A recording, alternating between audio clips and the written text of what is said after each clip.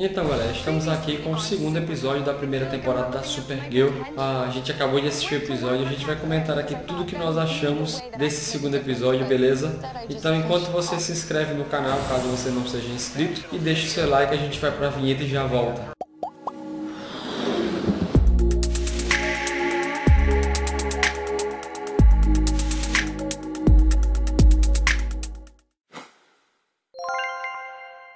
Fala galera do canal Preocupa, sejam muito bem-vindos mais uma vez. O meu nome é Gustavo e a gente está aqui para mais uma videoanálise.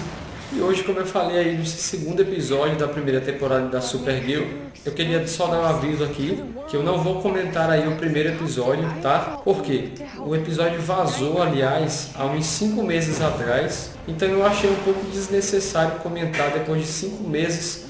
O primeiro episódio saiu aí em vários lugares, muita gente assistiu, mas não se preocupe que caso você não tenha assistido aí o primeiro episódio, eu vou conectar aqui esse segundo episódio o tempo todo a esse primeiro, já que o primeiro é imprescindível para toda a temporada, lógico, é o piloto, mas não se preocupe, tá bom? Vou fazer a ligação aqui o tempo todo do que aconteceu no primeiro episódio com esse segundo episódio. Mas caso você não tenha assistido o segundo, vai lá, assiste e a gente vai comentar aqui tudo que nós percebemos dele. Bom, esse segundo episódio já começou aí com a nossa querida Karen, a Karen Danvers, que faz a nossa Supergirl. Ela tá lá na National City, que é a cidade onde se passa toda a série da Supergirl. Pelo que deu para entender, é vizinho a Metrópole, ela é prima do Kal, né, que é o Superman. E começa então esse segundo episódio com ela sobrevoando a cidade ali e já explicando como é que ela conseguiu se familiarizar com a cidade, com tudo que está acontecendo. E ela assumindo então para si o papel de ser a heroína da cidade.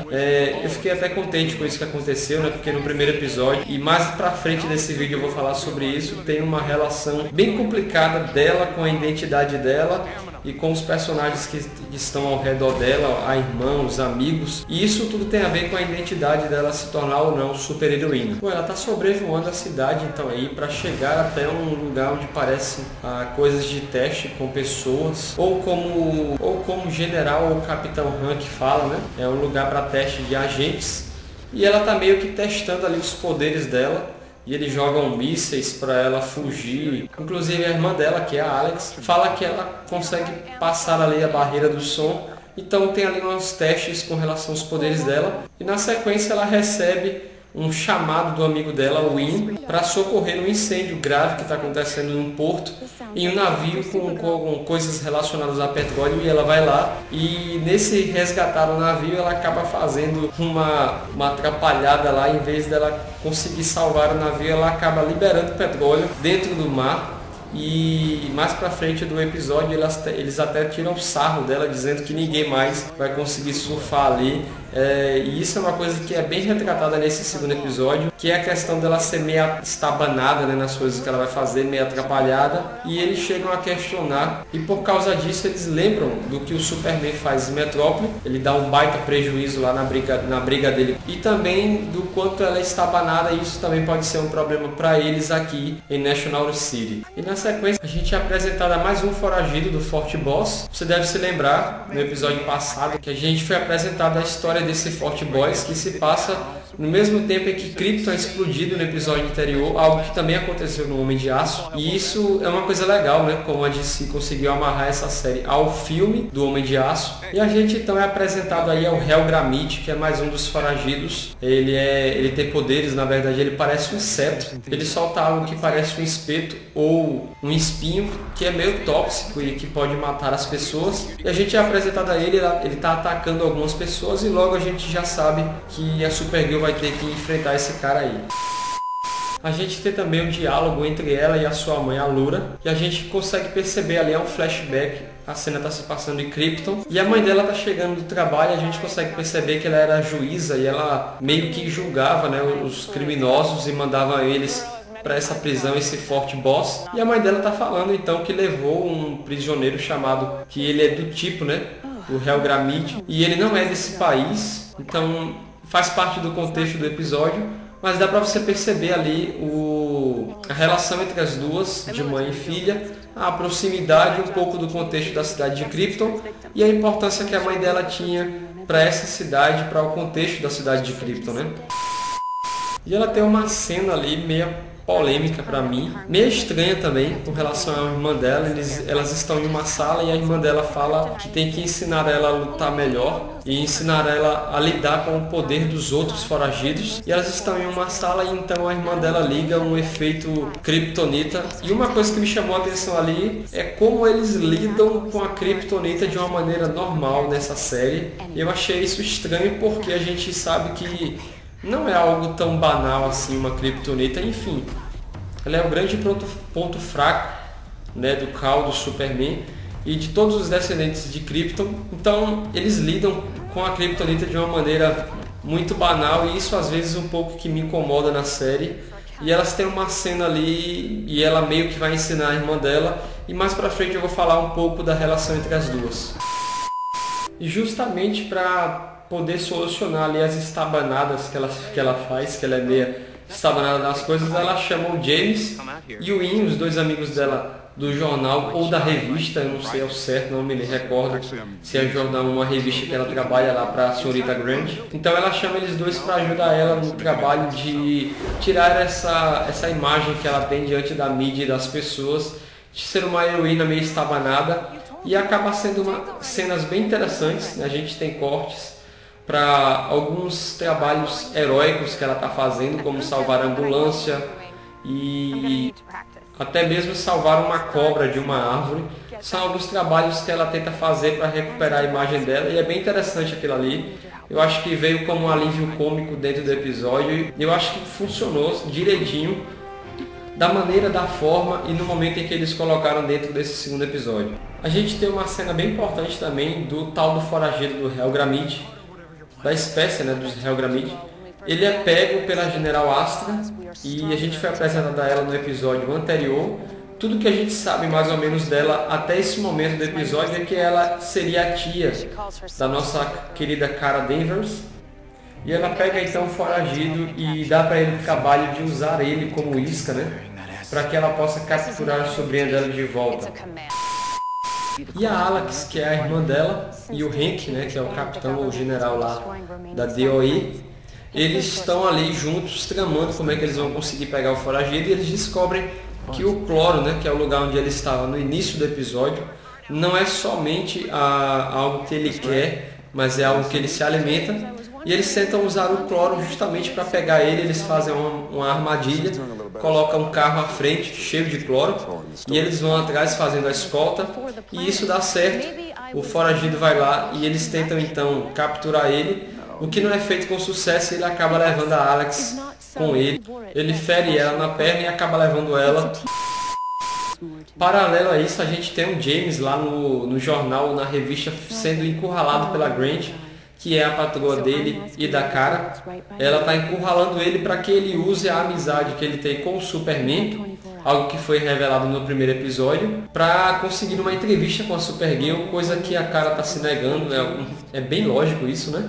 Isso não daria muito certo, mas ele fica meio contra a parede ali e é criado todo um contexto de clima entre ele e a Supergirl, e talvez isso seja aí fundamental para esse próximo episódio que está vindo, que é o terceiro, ou para o resto da temporada em si, né, cara?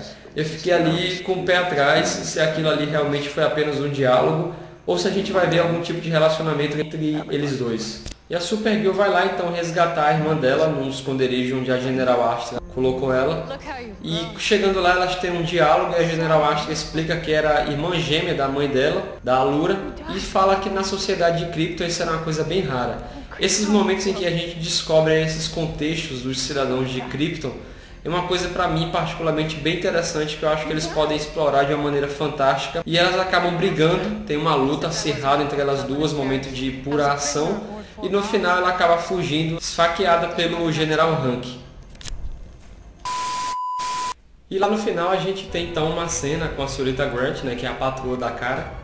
E ela vai lá e é uma cena bem interessante, porque ela leva o carro da senhorita Grant nas costas para um abismo, ao que parecer um abismo ou um morro, né? E ali ela vai ter então a entrevista que ela pressionou o James para ter. E no final a gente teve uma última cena bastante intrigante nesse segundo episódio, que foi eles dão um close ou um foco e os olhos dele ficam vermelhos E aí a gente fica se perguntando se ele é um cidadão de Krypton, se ele é um dos foragidos do Forte Boss. Afinal de contas, o que é que ele é? Se ele é algum foragido camuflado ou transfigurado em uma pessoa, a gente não sabe ao certo. A única coisa que a gente sabe é que realmente aquele, pelo menos, personagem que está ali não é o Capitão Hank, ou o Capitão Hank se transformou em alguma coisa. E aí eu fiquei bem curioso para descobrir o que foi que aconteceu ou o que é o Capitão Hank. E isso aí será cena para os próximos capítulos. Agora tem duas coisas que estão me incomodando na série até o momento. Primeiro que eu acho que a série da Supergirl tá uma série muito teen, sabe? Aquela série muito adolescente. E ela parece bastante com a pegada do Flash, assim. Você tem estereótipos bem marcantes nos personagens. Você tem a heroína, tem a irmã que fica sempre com aquele diálogo motivador, que acredita nela, que ela vai conseguir e tal. Você tem um rapaz a quem ela gosta e tem um amigo dela que gosta dela, mas é só amigo. Então tem alguns estereótipos bem marcantes, bem presentes em outras séries. E eu acho que essa pegada adolescente que eles colocaram na Supergirl, em alguns momentos chega a incomodar, principalmente nos diálogos. Nesses diálogos que eu citei com a irmã dela, eu acho muito clichê as frases. As frases tipo, eu acredito em você, você vai conseguir, você tem que acreditar em você mesma. Essas frases clichês aparecem o tempo todo. Isso também aparece com James, que é o cara que aparentemente ela está gostando, ou vai gostar. É a impressão que a série passou. Então eu acho que eu não gostei desses clichês que eles colocaram nas conversas entre os personagens. E aí eu acho que essa pegada mais adolescente da série não favoreceu aos diálogos nem um relacionamento entre os personagens. Eu acho sim que alguns contextos ali, algumas conversas, algumas coisas que estão acontecendo na série, eles poderiam dar uma seriedade maior. E também, principalmente, eu acho que está faltando alguns núcleos de desenvolvimento de dramas, sabe? De alguns dramas mais pessoais de alguns personagens. E eu acho que o outro problema é o problema da credibilidade, né? Eu acho que a gente dá muita pouca credibilidade. Eu acho que tudo isso que eu falei resulta na falta de credibilidade que a gente dá à Supergirl, à irmã dela, ao próprio James, que é o repórter.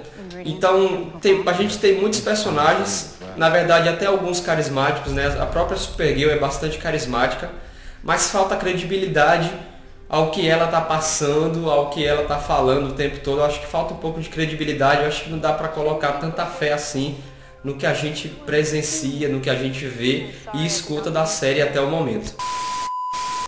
Então galera, isso aqui foi o que eu pude observar aí desse segundo episódio da série da Supergirl até o momento.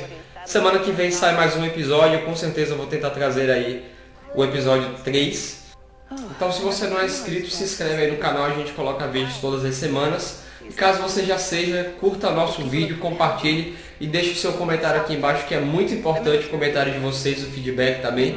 Meu muito obrigado a todos vocês, valeu, falou, até a próxima! Galera, saiu aí o trailer da nova série da Netflix, a série da Jessica Jones, que estreia aí dia 20. E a gente vai conversar aqui tudo que nós percebemos nesse trailer. Então enquanto você deixa o seu like aí, se inscreve no canal,